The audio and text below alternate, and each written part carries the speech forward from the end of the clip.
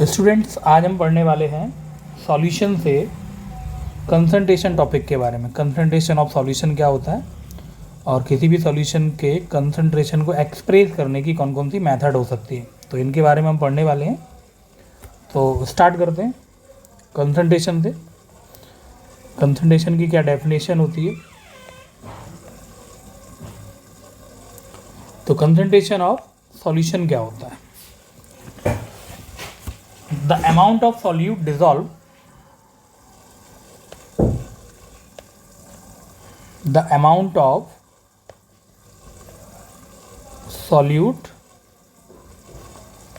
dissolved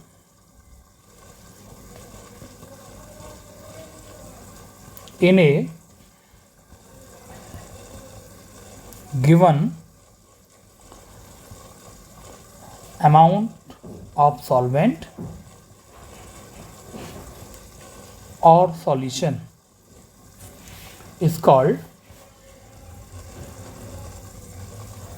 concentration of solution। इसका मतलब ये हुआ the amount of solute, solute का जो अमाउंट है यदि वो किसी दिए हुए गिवन अमाउंट ऑफ सॉल्वेंट या सॉल्यूशन में डिजॉल्व है तो हम उसे उस सॉल्यूशन का कंसंट्रेशन कहते हैं। तो लास्ट वीडियो मैंने आपको बताया था कि सॉल्वेंट हमेशा ज़्यादा होता है, सॉल्यूट कम होता है। इसके अलावा और भी इसकी डेफिनेशन हो सकती है सॉल्यूट सॉल्वेंट की। सॉल्वेंट जो है जब सॉल्यूशन बनता है तो अपनी आइडेंटिटी को बरकरार रखता है, फिजिकल स्टेट उसकी बरकरार रहती है, लेकिन सॉल्यूट की फिजिकल स्टेट चेंज हो जाती है। तो एक एग्जांपल लेते हैं। For example, if 4 gram NaOH is dissolved in 1000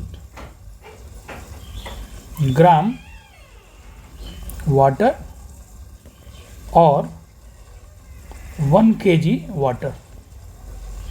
यदि हमारे पास 4 ग्राम NaOH है, सोडियम हाइड्रोक्साइड है, और हमने उसे 1 kg वाटर में डिज़ोल्व कर रखा है या 1000 ग्राम वाटर में डिज़ोल्व कर रखा है, तो हम कह सकते हैं कि इस सॉल्यूशन का जो कंसंट्रेशन होगा, then the concentration of solution, then concentration of the solution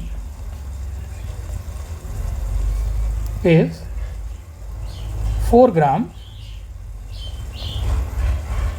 पर kg।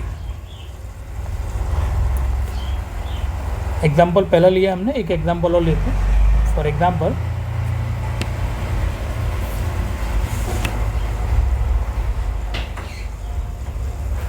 एग्जाम्पल और लेते हैं। For example, 2 gram potassium hydroxide is dissolve in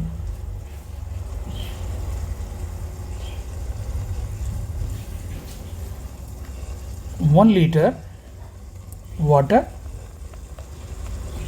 then the concentration of this solution is 2 ग्राम पर लीटर। हमने 2 ग्राम KOH को लिया और 1 लीटर वाटर में डिजोल्व कर दिया, तो सॉल्यूशन का जो कंसंट्रेशन है वो 2 ग्राम पर लीटर कहलाएगा। अब किसी भी सॉल्यूशन की कंसंट्रेशन को हम कैसे कैसे कैलकुलेट कर सकते हैं, कौन कौन सी उसकी मेथड हो सकती है, एक्सप्रेशन मेथड क्या हो सकती है। तो स्टूडेंट, हम बात करते हैं method of expression of concentration.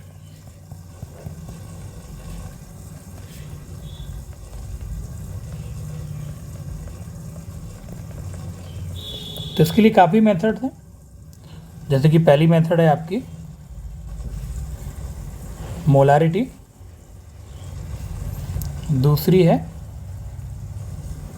Molality, तीसरी है नॉर्मेलिटी, चौथी है फॉर्मेलिटी,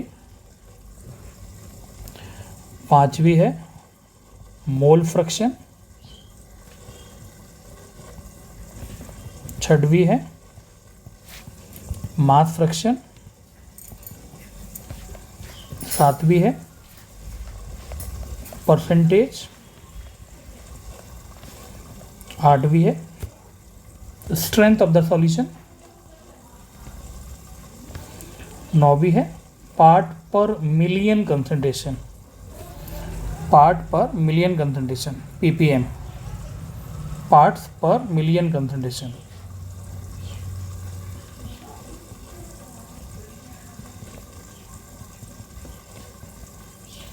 काफ़ी इंपॉर्टेंट टॉपिक्स हैं, इनसे रिलेटेड काफ़ी क्वेश्चंस आपके एग्जाम में आते हैं, तो इनको एक एक करके समझते हैं। तो पहला टॉपिक उठाते हैं मोलारिटी।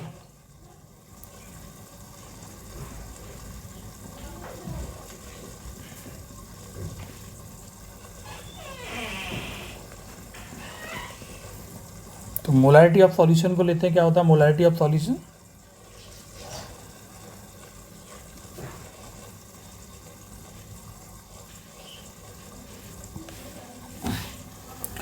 तो किसी भी सॉल्यूशन का मोलारिटी का मतलब होता है आपने किसी भी सॉल्यूट के कितने मोल लिए हैं और उसे पर लीटर वॉल्यूम में डिसॉल्व कर रखा है।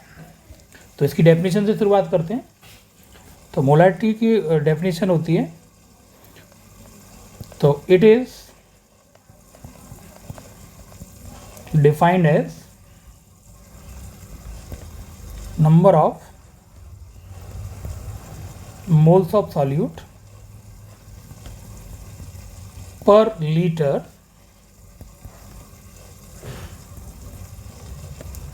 volume of solution, per liter volume of solution। तो आपने कितने मोल लिए हैं किसी भी सॉल्यूट के और आपने 1 लीटर वॉल्यूम में उसे घोल रखा है, डिजॉल्व कर रखा है, तो वो बन जाएगा उस पर्टिकुलर सॉल्यूशन की मोलारिटी। हम बात करते हैं कि मोलारिटी को डिनोट कैसे करेंगे, तो it is denoted by m। इसकी यूनिट की बात करें, यूनिट क्या हो सकती है, क्या क्या यूनिट हो सकती हैं? तो मोलारिटी की यूनिट जो है मोल पर लीटर हो सकती है, मोल पर लीटर, या फिर हम इसे m/2, m/5, m/10 इस तरीके से भी एक्सप्रेस कर सकते हैं। इनको मैं न्यूमेरिकल में और बताऊंगा डिटेल में कि इस तरीके से हम कैसे लिखेंगे किसी भी सॉल्यूशन की मोलारिटी को। इसके अलावा हम ऐसे भी लिख सकते हैं, जैसे m/2 हम लिख रहे हैं तो हम इसको ऐसे भी लिख सकते हैं 1/2 m।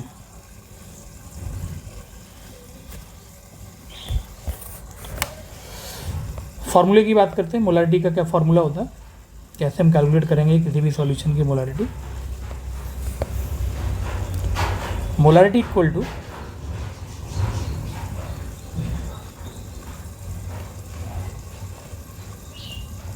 Number of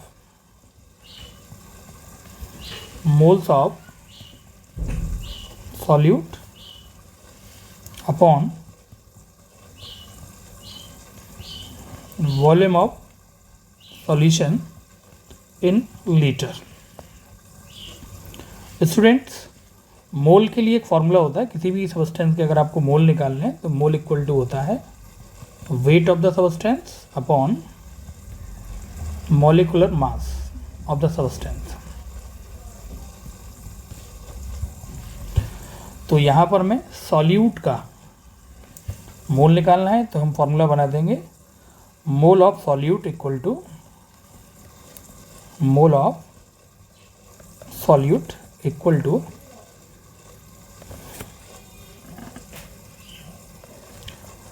weight of solute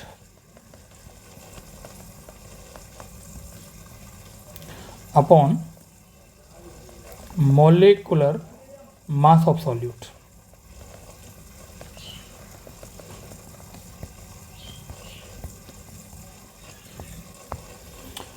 तो हम इस फॉर्मूले को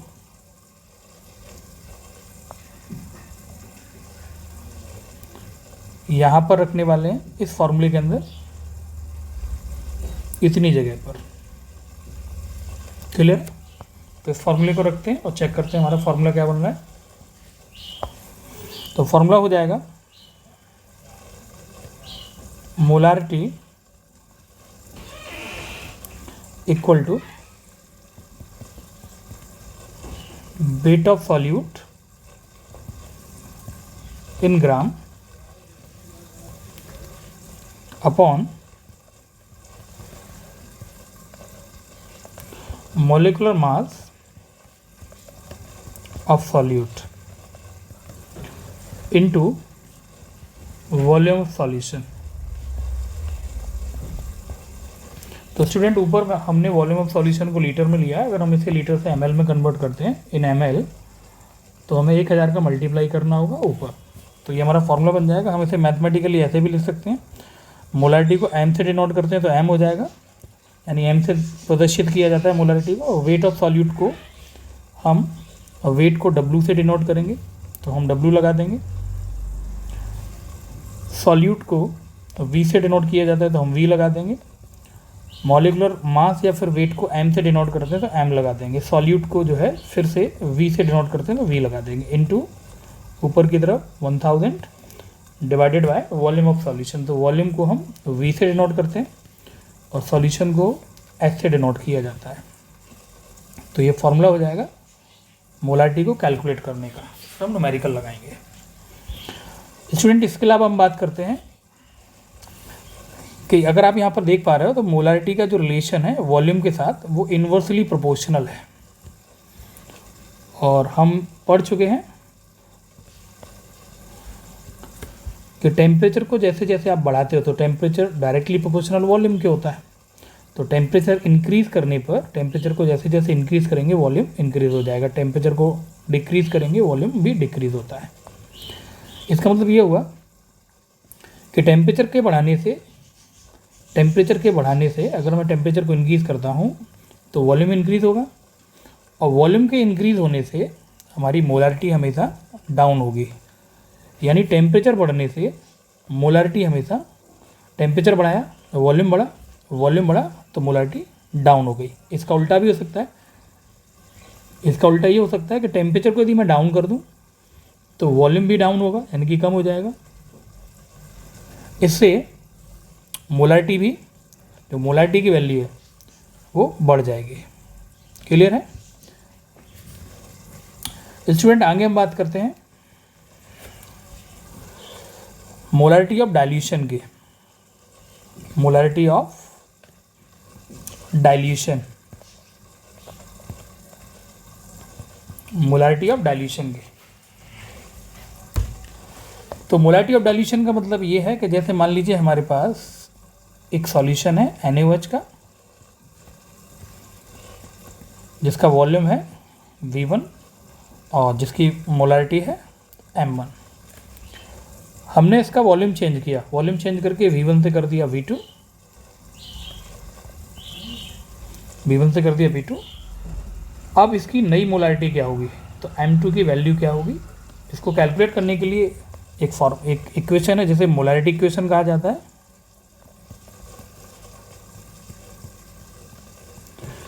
ये मोलारिटी इक्वेशन होती है M1 V1 equal to M2 V2। इसके माध्यम से हम ये पता कर सकते हैं कि हमारा न्यू मोलारिटी क्या होगी या फिर हमारा न्यू वॉल्यूम क्या होगा। हम इसे चेक आउट कर सकते हैं। इवन हम V1 की वैल्यू भी कैलकुलेट कर सकते हैं।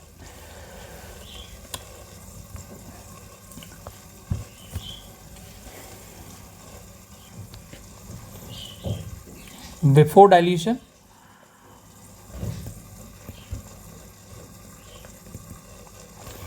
After dilution.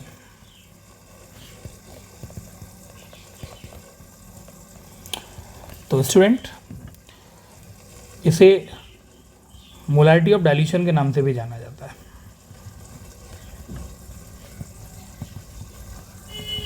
तो चलिए कुछ न्यूमेरिकल्स लगा लेते हैं इन टॉपिक के ऊपर, ये मतलब मोलारिटी के ऊपर। शुरुआत करते हैं न्यूमेरिकल। स्टूडेंट न्यूमेरिकल देखते हैं। पहला numerical 120 gram NaOH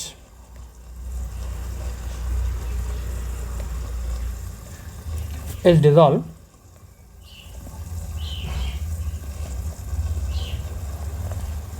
in 2 liter solution. Calculate molarity of this solution.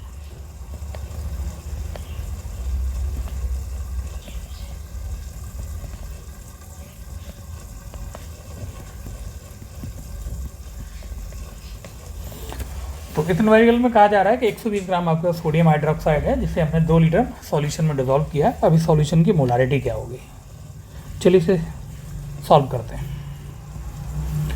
तो आपको क्या क्या दिया है, गिवन क्या क्या है वो लिख लीजिए। तो पहले दिया है आपको वेट ऑफ सॉल्यूट। आपको मैंने बताया था वेट ऑफ सॉल्यूट की वैल्यू हमेशा कम होगी। तो ये हो गया आपका वेट ऑफ सॉल्यूट, कितना दिया है 120 ग्राम, 120 ग्राम NaOH। उसके बाद आपको वॉल्यूम दिया है, वॉल्यूम ऑफ सॉल्यूशन ये दिया हुआ है 2 लीटर।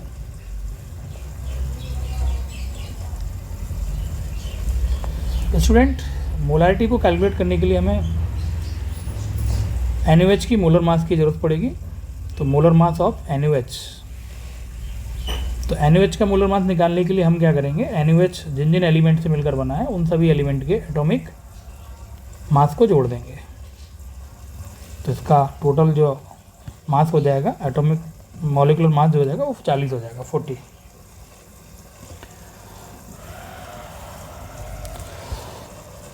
मोलारिटी का फॉर्मूला होता है M equal to, find out क्या करना है, मोलारिटी फाइंड आउट करना है। तो फॉर्मूला होता है M equal to WB upon MB into 1000 divided by volume of solution VS। M equal to WB की वैल्यू कितनी है, तो WB की वैल्यू आपको दी गई है 120 ग्राम divided bye MB 40 into 1000 volume of solution.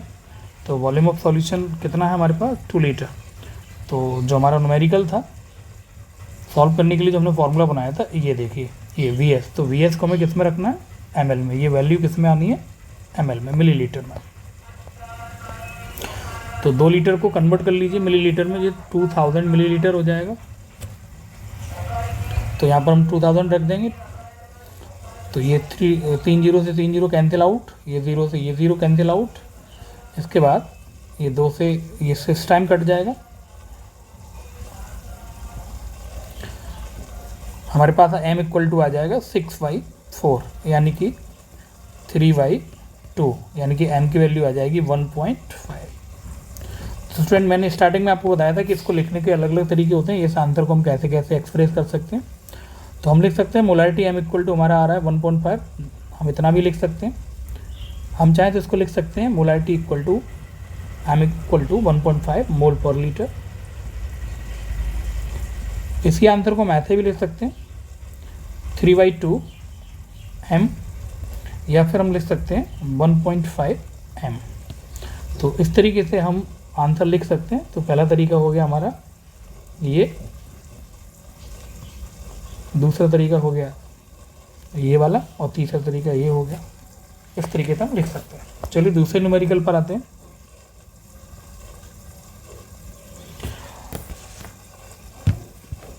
दूसरा न्यूमेरिकल हम ले लेते हैं 9 gram glucose dissolve in 500 ml solution. 9 gram glucose dissolved in 500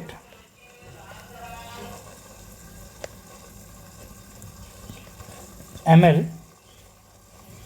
solution. इसकी भी हमें मोलारिटी कैलकुलेट करनी है, फाइंड आउट द मोलारिटी।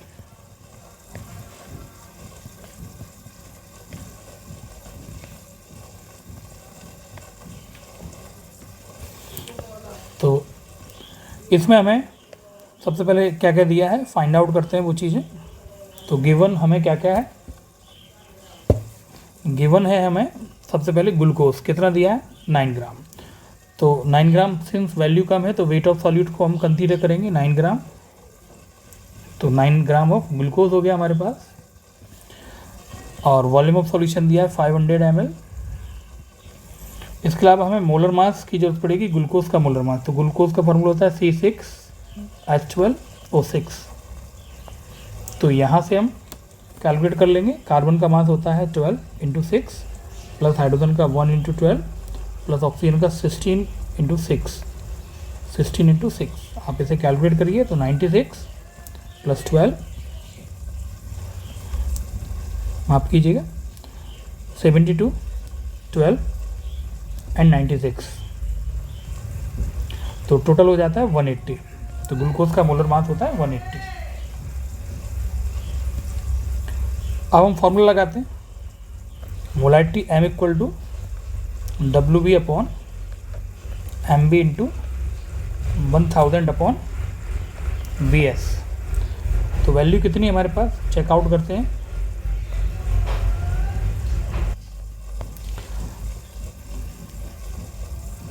तो हमारे पास WB है 9 ग्राम, VS है 500 ml and MB molar mass कितना है 180। फाइंड आउट क्या करना था, मोलारिटी। तो M equal to 9 gram 180 into 1000 divided by volume कितना है 500 ml। इसको ये 2 टाइम्स काट देगा, ये इसको 20 टाइम काट देगा। 2 × 1 = 2, 2 × 10 = 20। तो आंसर आ जाएगा 1/10, जिसको हम 0.1 भी लिख सकते हैं। अब इसको लिखने के कई सारे तरीके हो सकते हैं। M इक्वल टू हमारा आंसर आ गया 0.1, ऐसे भी लिख सकते हैं। M equal to 0.1 mole per litre.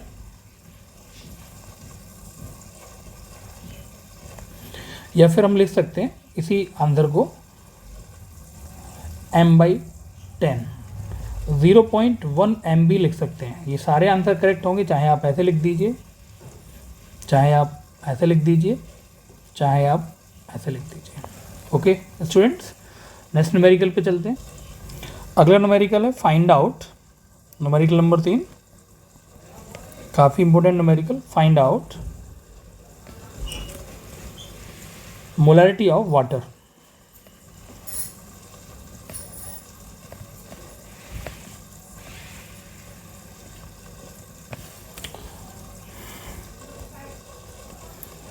तो इस न्यूमेरिकल में किसी प्रकार की कोई वैल्यू आपको नहीं दी गई है, सारी वैल्यू आपको कंसीडर करके सॉल्व करना होगा।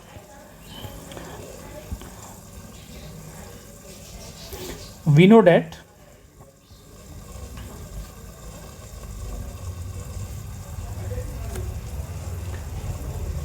Density of water,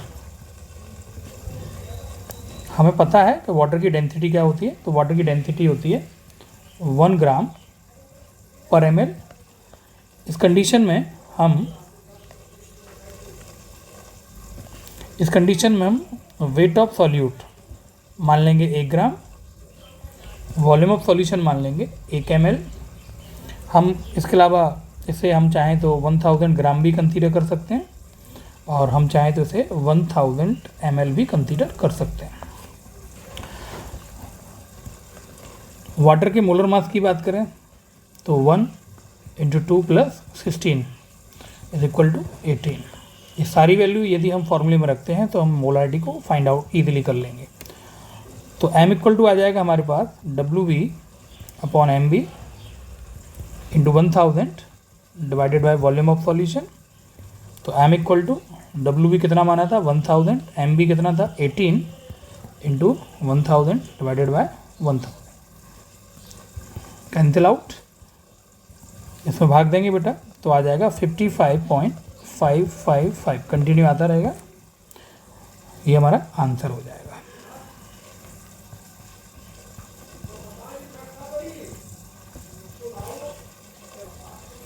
student numerical number 4 लगाते हैं, काफ़ी इंपॉर्टेंट न्यूमेरिकल है ये भी। Find out molarity of NaOH if NaOH 0.4 gram NaOH dissolved in 1 liter solution.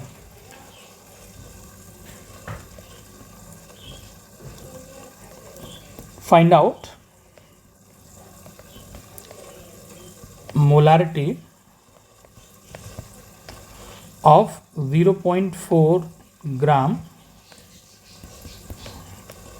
per liter. 0.4 gram per liter.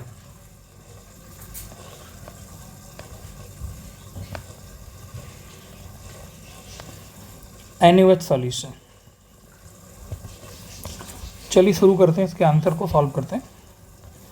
तो क्या क्या आपको गिवन है वो निकाल लीजिए बाहर। तो आपको इसमें गिवन है weight of NaOH, weight of NaOH जिसे हम WB भी कह सकते हैं, wait of solute 0.4 gram, 0.4 gram. Volume of solution आपको दिया गया है, क्या कहा जा रहा है बेटा, पर लीटर। पर लीटर का मतलब क्या है, 1 लीटर वॉल्यूम, यानी इसे ml में कन्वर्ट कर दो तो 1000 ml हो गया वॉल्यूम। NaOH का मोलर मास होता है 40। NaOH का मोलर मास, आपको मोलर मास निकालना आना चाहिए न्यूमेरिकल को सॉल्व करने के लिए।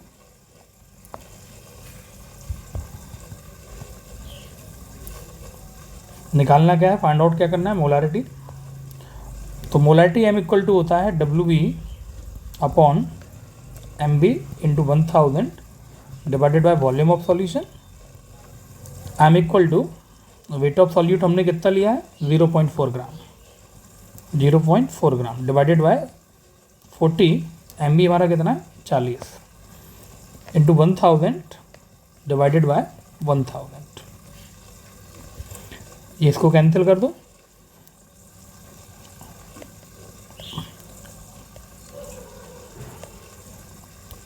जीरो 0.4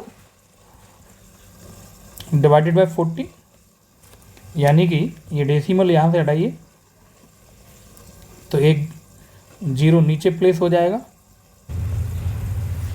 तो M इक्वल टू आ जाएगा 4 डिवाइडेड बाय 400, यानी कि 0.001। तो हमारा आंसर क्या आ रहा है 0.001। क्लियर, मोल पर लीटर।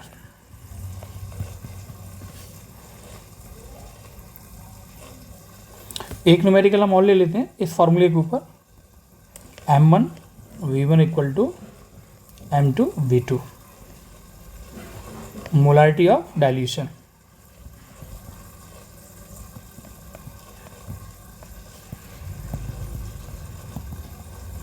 मान लीजिए हमारे पास एक सॉल्यूशन है NaOH का, जिसकी मोलारिटी M1 है 2, इसका वॉल्यूम है 500 ml। हमने इसका वॉल्यूम बढ़ा के कर दिया 1000 ml। नाउ अब इसका नया मोलारिटी क्या होगा, हमने इसमें बाहर से सॉल्वेंट को ऐड किया जिससे वॉल्यूम बढ़ गया, तो वॉल्यूम V1 से हमारा V2 हो गया। अब हमें फाइंड आउट करना है इस सॉल्यूशन की नई मोलारिटी क्या होगी। तो इसके लिए हम फॉर्मूला लगाएंगे ये वाला M1 V1 equal to M2 V2, जहाँ पर फॉर्मूले में हम ये सारी वैल्यू रखेंगे और हम आंसर निकाल लेंगे। तो M1 V1 equal to M2 V2, M1 2 into V1 500 is equal to M2 find out करना है इंटू V1 1000। तो हमारे पास M2 इक्वल टू आ जाएगा 2 इंटू 500 डिवाइडेड बाय 1000। काट दीजिए इसको, ये 2 टाइम्स कटेगा, ये 1 टाइम कटेगा, यानी कि मोलारिटी जो है वॉल्यूम बढ़ाने पर घट गई और मोलारिटी हमारी क्या हो गई 1 मोल पर लीटर। पहले मोलारिटी क्या थी M1 2 था और अब M2 का वैल्यू 1 हुआ। तो इससे ये प्रूव होता है कि वॉल्यूम बढ़ने से मोलारिटी डिक्रीज हो जाती है।